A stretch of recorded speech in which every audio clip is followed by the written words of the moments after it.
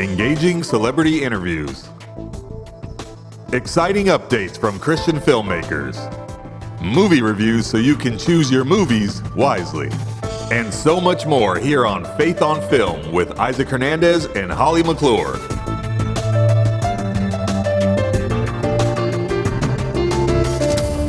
Hello and welcome to Faith on Film. So glad you've joined us for this week's episode of Faith on Film. How you doing, Holly? Doing great, Isaac, and excited about the show today because this is a powerful movie we're going to talk about. Yes, there's a movie that's out right now in theaters. It's called Sight, and it's a true story. It's a great true story. You're going to learn more about it because, Holly, you're going to get to talk to the director, and I think he was also a co-writer of the movie. His name is Andrew Hyatt. That's right. Do you want to tell all the awards he won? Well, he won, actually the movie got several awards at the 50th Annual ICVM Crown Awards, especially though I think the most prestigious one is, of course, Best Picture. So you know it's a great picture. It is. And Andrew is a friend of mine. I've known him for several years, and he is an amazing director. We're going to talk about several of the movies he's done, but the movie Sight, you're going to love it. I love the movie, and you are too, but we're going to first take a look at the trailer, aren't we? Yes, let's take a look at the trailer, and then we'll come back with you talking to Andrew. You are the doctor, they say, who can work miracles. Hello, Kajal. Street beggars make more money if they're legitimately blind. So the stepmother poured sulfuric acid in each of her eyes. Maybe 1% of vision remains. There's no chance to save it. She reminds me of Lily. I know as long as we are together, we'll be okay. I will always protect you. There is some part of me that thinks if I can help Kajal out of the dark, maybe... Let's take her! No! I can help Lily out of hers. You cannot change the past, Ming. She doesn't deserve to suffer anymore. Doctor said it was impossible.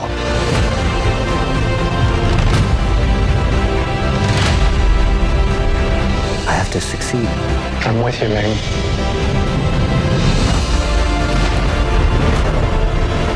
There's some things in the past that I can't get over. Who says you have to get over them?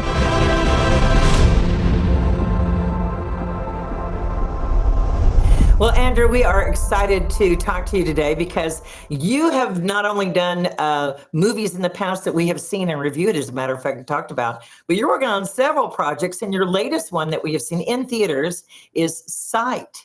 And I love this story. I saw the movie and was so emotionally moved by it, and more so than I thought I would be, and walked out, and there were some people that walked out with me, and I said, what'd you think about it? And I said, oh, we love this. More people should have been in this theater. More people should know about it. I think, the frustration is a lot of people don't know how great this movie is. So tell us about Sight and working on it. Yeah, no, I appreciate. It's so good to see you again, by the way. And Thank you. Yeah, it was. You're absolutely right. This was a tough one because we made this film in 2021, so it was right in the midst of the COVID thing and all the things that came with that. So it's just like a very bizarre, surreal project to be on. And we came out of this with, I think, a beautiful film. But you're absolutely right. It's so inspiring, so hopeful. This is the true story of Dr. Ming Wang. And sort of his journey from communist China during the Cultural Revolution into America. And this guy goes on to basically become the greatest eye surgeon ever in history and changes the lives of millions of people around the world. He has done and continues to do. And it's... I'm with you. I wonder if it's such a foreign story, and I mean that with all pun intended, that the American audience is just catching up to the relatability of Ming's story. Yes. Is what I'm kind of finding is that when, like you said, when I find the audience is going to the theater and seeing this, they are having the same reaction of, this is incredible. How is this not more kind of out there? Right. And so, how do we not know this story? How do we not know this story? It's You're a absolutely right. miraculous story. It's not just like, oh, he's smart and he invented stuff. This is a miracle story that, like you said, has changed lives, and it shows that. And plus, what he went through. What are the odds of coming out of the China at that time? Amazing. You know? Amazing. And getting here. You had Terry Chen as the actor for Ming Wang. He was wonderful. And Greg Kinnear, for those who love Greg Kinnear, is in this. And you also had, I think her name is pronounced Fionnuala Flanagan. Yeah, that's I want to say Fionnuala, but it's okay. Yeah. Andrew, I first fell in love with her in the movie The Others. Oh, she's incredible. Incredible. I was like, this woman's amazing. And I've seen her in other stuff. So I was like happy to see her in this film because she plays an important part as a nun in this story. But tell us about working with those actors, with Terry and with Greg and those. Just incredible professionals. And, I've had the blessing and privilege of being able to work with kind of a range of actors in my career so far, from kind of these Shakespearean, incredible, James Faulkner, to Jim Caviezel, to younger actors that are kind of brand new on the scene. And this was special, though. You're right. Terry Chen is incredible. This was his first kind of leading man role, and so just to be able to kind of journey with him in that and walk him through just kind of the responsibilities of that. It was amazing to see how he really shines, and he did an incredible job. And Greg, Greg is as charming as he is in his films, he is in real life. You love him. I've interviewed him before. He's just as nice as he is on screen. He's just like the nicest, most genuine, charming man. So yes, that was incredible to have him around, and what helped, I think, with him around. And Fionnuala as well, as you said, she's been around so long. Yes. And such a storied, incredible career. Having Fionnuala and Greg kind of as our sort of vets, walking around set and making everybody feel comfortable, and there's just sort of a presence in that is really special, because we had a lot of young actors on set, a lot of new actors, and it's amazing what that kind of experience and just calmness and professionalism does to your entire set. That was really special. So yeah, thank you for bringing them up. They're incredible in it. Absolutely. Now, you directed this movie, correct? And you also wrote it or co-wrote it? Yes. Yeah. Co-wrote it. There were a couple of writers before me. This was a long process that Ming and the producer David Fisher had been down many roads and trying to get this film done. As you know so well, in the independent space is it's a miracle every time a film gets done. It is. And they just kept at it, and they kept at it. And I don't know how many, I don't want to know how many drafts of the script that they went through and how many iterations. But when it came to me, it just came to me through a producer friend of mine, Darren Moorman. And, this is sort of a bizarre anecdote that you wouldn't, you look at me, you probably wouldn't think this, but my grandmother actually was born in Shanghai and grew up in Shanghai. Wow. And so I always felt, she has an incredible story herself of how she made it to America. And I have always had that on my heart of, I would love to have told her story or tell her story or something in that space. And it was just such a providential, crazy thing that this script lands on my desk from Darren about Ming. And I was like, this is crazy because how is this script getting to me? Yes. But I just said yes right away because it was truly kind of mind blowing that I had really had that on my heart for the last couple of years, and then to get Ming's story on my desk and say, "Oh wow, I could help bring this to life." That's really special. So, you mentioned. And I don't want to divert too far from what we're talking about the movie, but you mentioned Jim Caviezel. So many don't know Paul the Apostle is also what you directed in that movie. So, I mean, and that's been a favorite. People love that movie. So I just want to remind people who the Jim Caviezel role was about, as well as others that you've done. But, you said it's a long process, and it was there family members who were at the beginning of the journey and then came with you that know about it? Because at the end, you show family members in it and who the real people, which I always love that, to see who the real people are. And, the little girl who was healed and with her eye. And I mean, did you have any contact with any of them when you were writing this? We had Ming with us 24/7, which was incredible. The actual Dr. Wang.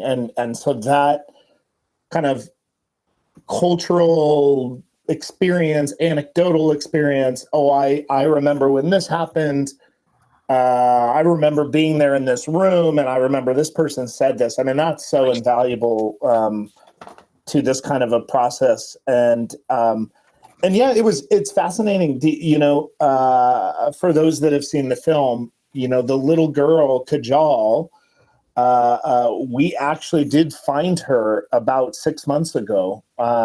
We were on a search to see where is she, how's she doing, and again, I don't think this is a spoiler because but she's back in India, and she's a doctor now, which is incredible. She's a doctor? Yes. Oh my gosh, I love that. I love that, knowing that story. She's in her 30s now, and she's a doctor. Isn't that incredible? Oh my gosh. Yeah. And so that was probably kind of one of the probably more impactful moments, because I think, Ming's kept in touch with a lot of people, but he had lost touch with Kajal, and it was just one of those things where well, if the film's coming out, we need to see if she's okay, or we need to track her down. And yes, how cool though she's kind of following in the footsteps of Ming, which is amazing. Okay, Andrew, tell people, because it won't be a spoiler, tell her what happens to the little girl, the real little girl in the movie, and why this is such a miracle. Why? I mean, people should go see the movie just for this. This will impact everyone. Well, this whole concept of Ming coming to America, and he creates what essentially we kind of now understand as kind of the laser process of how to fix eyes. But then Ming goes a step further, and he invents this technology that essentially recreates, and I love that we're talking about this because this is perfect for the audience on your podcast, but Ming creates what essentially God has already created in the womb, which is this concept of babies don't scar in the womb because the amniotic fluid in the womb allows them to heal the way the body intended to heal, which meaning scarring happens when you scar. It's because your body's trying to fight off infection, so it heals too quickly. It's layering too quickly.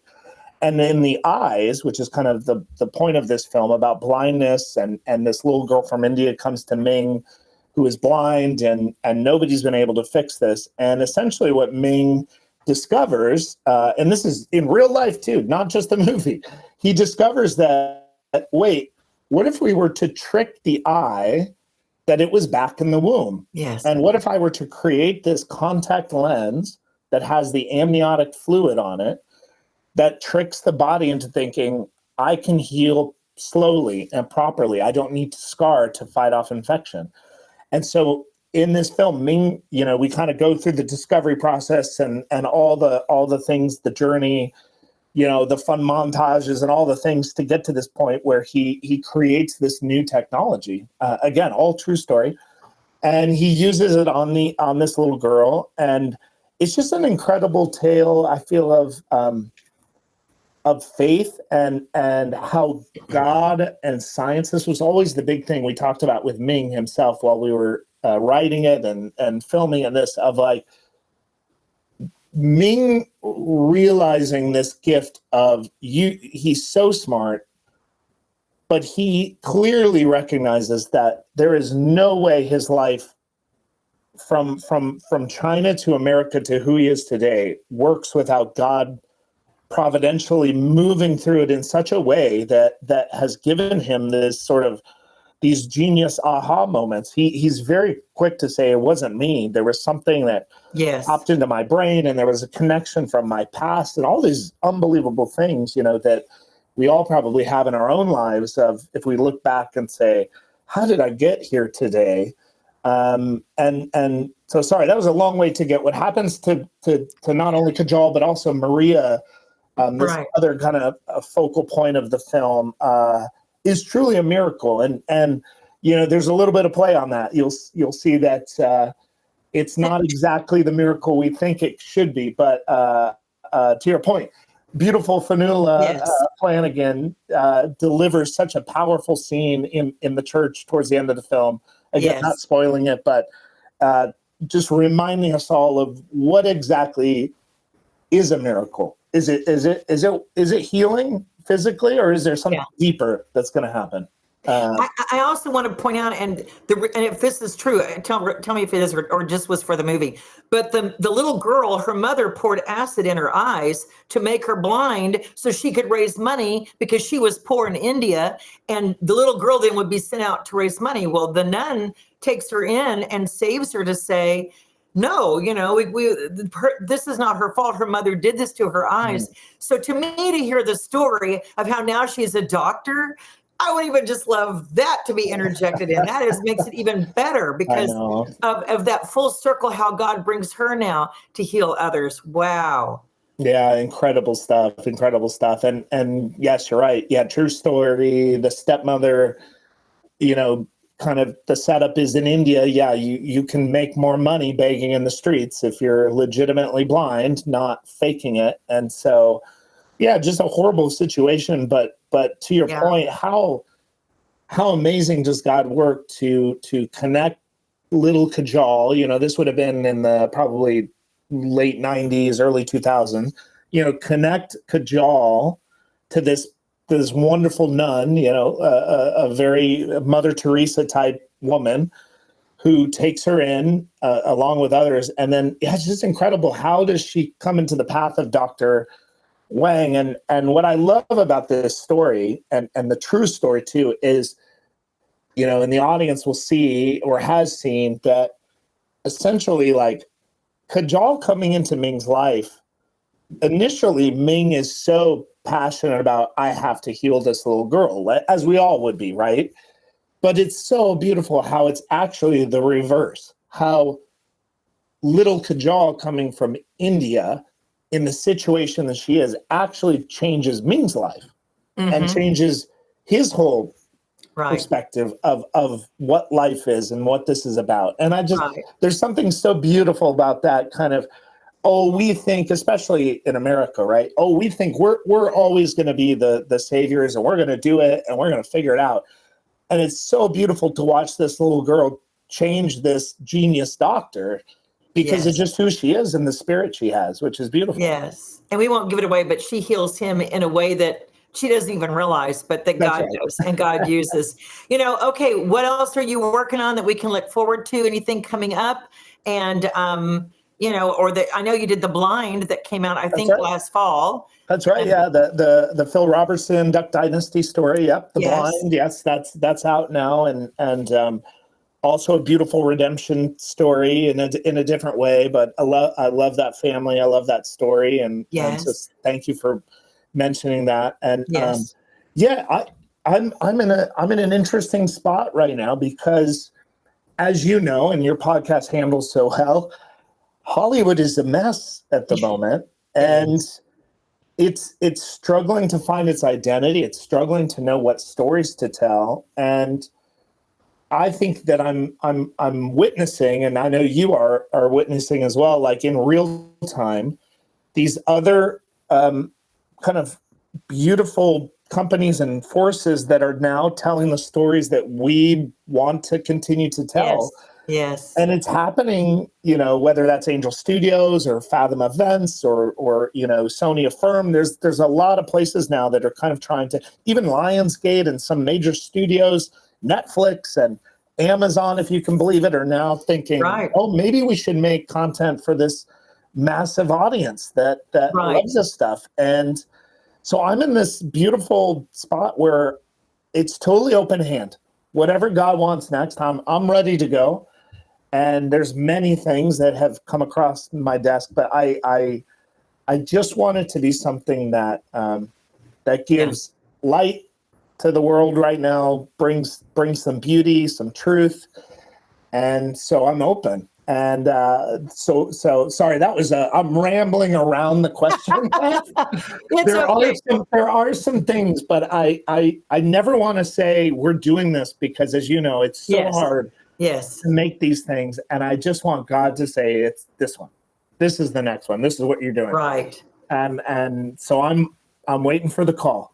And that's the way it works. And I like that you acknowledge that there are other avenues, because now that Hollywood is so woke, and they thought they were so cool being so woke, and what they've done is they've turned off the audience that was going to theaters and supporting their movies, and probably still is in many ways.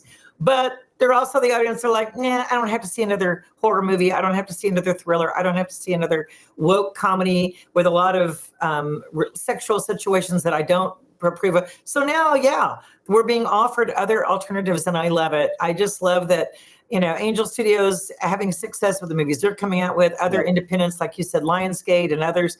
We're seeing it, the Kendrick brothers are getting ready to come out with their movie, which we know. So I love it that there are uplifting films like yours and others that people have the option to go see. Where can we see Sight when it's no longer in theaters, or if it's no longer, do you know where it'll be available? Right. So the next window, which should be here in a couple of weeks, it'll be kind of wherever you like to kind of view things. So it'll be, YouTube, Amazon, kind of all the rental things that you can find online. Okay. And then after that, it'll be exclusive to the Angel platform.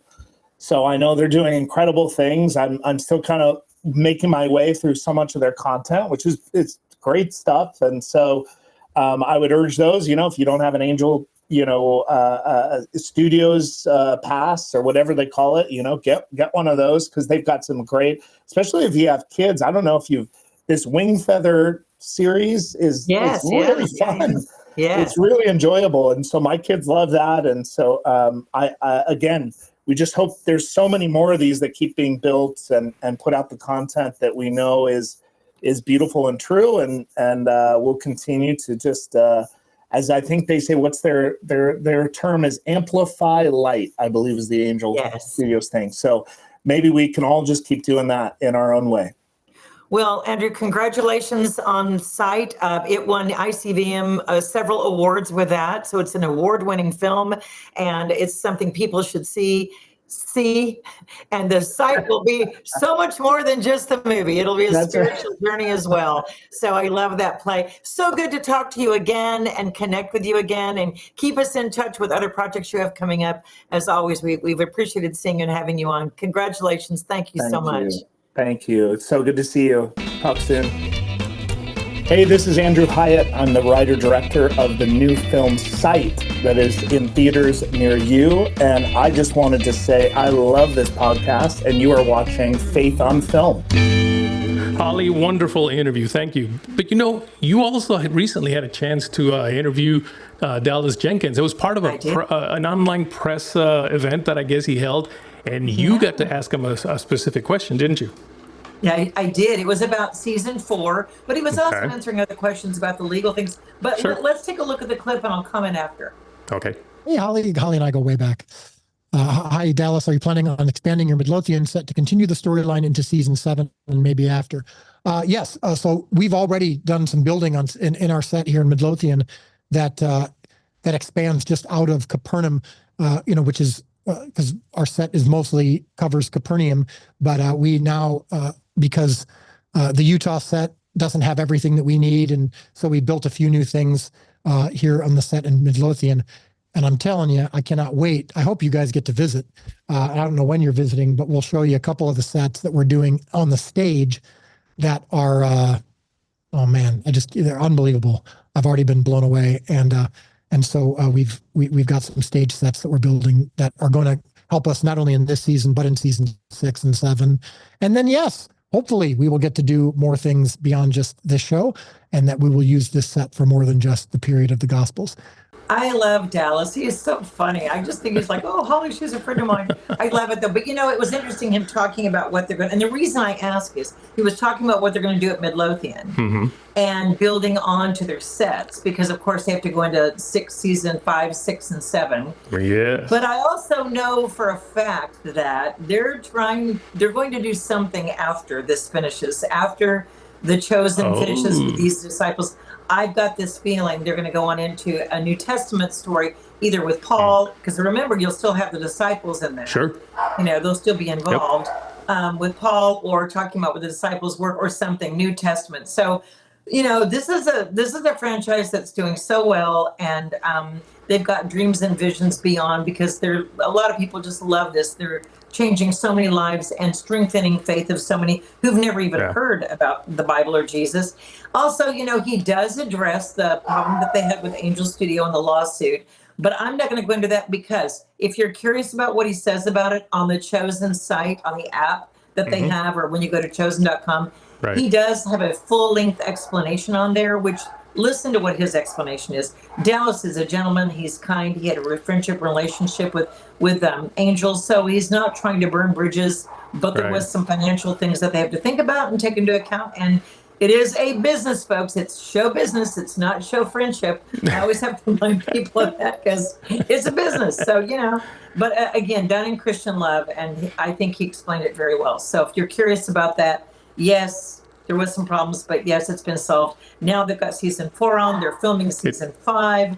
I'm hoping we get to go to a studio. Chosen Con is coming up in the fall. So they are moving on and moving forward, and I just love that. And didn't we love the interview with Andrew about Sight? I mean, I love hearing all those things, especially about Hollywood, Isaac. Yes. I found that very interesting what he said about Hollywood and how the change is happening. Yeah.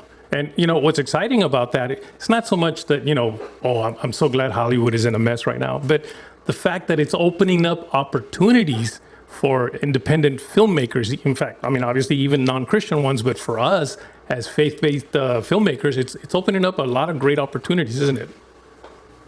Well, what they're doing too is they're recognizing that there is a large faith-based audience. And, there is a large faith-based audience of Jews and Catholics and Christians and all different kinds, but Hollywood doesn't really probably understand all of it, but they are seeing the numbers coming in and the support when we have these independent films come out, how it's being supported.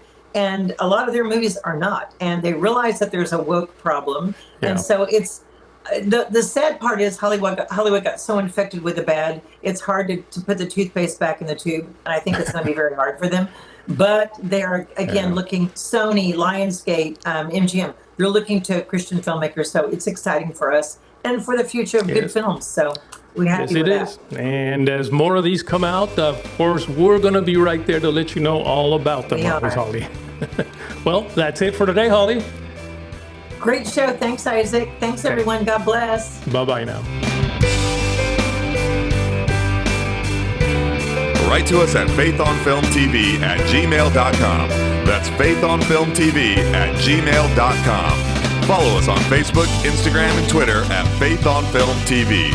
Also, go to our YouTube channel, Faith on Film TV, and hit the subscribe button and the bell for notifications on our latest Faith on Film shows.